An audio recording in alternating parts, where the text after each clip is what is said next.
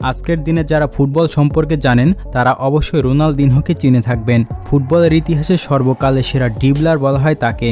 রোনালদিনহোর পায়ে যে জাদু ছিল তা অন্য কোনো ফুটবলারের ছিল না। তিনি শুধু বলকে কথা বলানো ছাড়া সবকিছুই করতে পারতেন। এমনকি দর্শকরা যখন তার খেলা দেখত তখন মনে হচ্ছে তারা কোনো সিনেমা দেখছে, কারণ তিনি এতটাই স্কিলফুল ফুটবলার ছিলেন যেটা একেবারে অসাধারণ।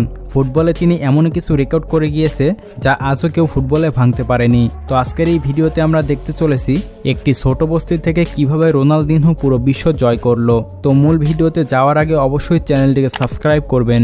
21শে মার্চ 1980 সালে ব্রাজিলের পোর্তো আলেগ্রে শহরে জন্মগ্রহণ করেন রোনালদিনহো। অনেকেই তাকে রোনালদিনহো গাউচো নামে চিনে থাকে, কিন্তু তার আসল নাম হলো রোনাল্ড ডি আসিস মোরেইরা। রোনালদিনহোর বাবার নাম হলো জোসে মোরেইরা, যিনি একজন প্রফেশনাল ফুটবলার ছিলেন এবং তার মা ছিলেন একজন কসমেটিক্স বিক্রেতা। রোনালদিনহোর বড় ভাই হলেন রবার্তো মোরেইরা, যিনিও ছিলেন একজন প্রফেশনাল ফুটবলার। যেই দেশে ফুটবল হলো পূজা আর প্রতিটা মানুষ তার পূজারী, সেখানে রোনালদিনহোর পরিবারই ফুটবল মণ্ডপীয় পরিবার। ব্রাজিলের প্রায় সব পরিবারেই এমন অনেক ফুটবলার রয়েছে, তবে বিশ্বমানের ফুটবলার হয়ে ওঠাও অল্পজন।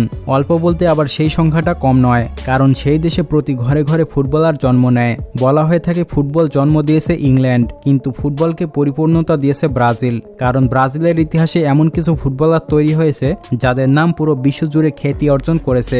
তার মধ্যে একজন সেরা ফুটবলার হলো রোনালদিনহো।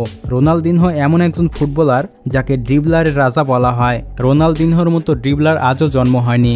রোনালদিনহো তার ফুটবল ক্যারিয়ারে এমন কিছু ড্রিবলিং দেখিয়েছেন যা ইতিহাসের পাতায় লেখা থাকবে।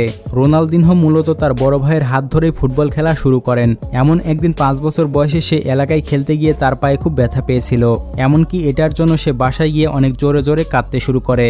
আর তখন তার ভাই তাকে বলে, এতটুকু ব্যথায় কেউ কাঁদে না, কারণ জীবনে এর থেকে আরও অনেক বাধা আসবে, আর সেগুলোকে পরোয়া না করেই ফুটবল খেলা চালিয়ে যেতে হবে। তারপর তার বড় ভাইয়ের কথা শুনে রোনালদিনহো মনে মনে প্রতিজ্ঞা করে ভবিষ্যতে সে অনেক ভালো ফুটবলার হবে। এরপর একদিন সে এলাকায় খেলার সময় খুব বাজেভাবে ফাউলের শিকার হয়, কিন্তু তাও সে খেলে যাচ্ছিল, ফলে পরবর্তীতে সারাদিন তার পা ব্যথা হয়েছিল। ঠিক তখন তাকে হাসপাতালে নিয়ে যাওয়ার পর শোনা যায় তার পায়ে অনেক বড় ফ্র্যাকচার হয়েছে।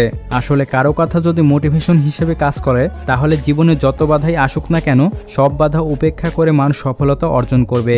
রোনালদিনহোর ক্ষেত্রেও তার বড় ভাই ছিল তার অনুপ্রেরণা। তো এরপরে রোনালদিনহোর বড় ভাই রবার্টো মোরেইরা একটি প্রফেশনাল ফুটবল দলে সুযোগ পায়, যার ফলে রোনালদিনহোর ফ্যামিলি একটি নতুন বাসাও পায়। কিন্তু রোনালদিনহোর বড় ভাইয়ের ইনজুরির কারণে তার ফুটবল ক্যারিয়ার নষ্ট হয়ে যায়। একই সাথে তার বাবা সুইমিং পুলে হার্ট অ্যাটাকে মারা যায়। এরপরে তাদের পরিবার খুবই ডিপ্রেশনে চলে যায়। রোনালদিনহো এটা দেখার পর তার ইনসিস্টেন্স আরও বেড়ে যায়, যে করেই হোক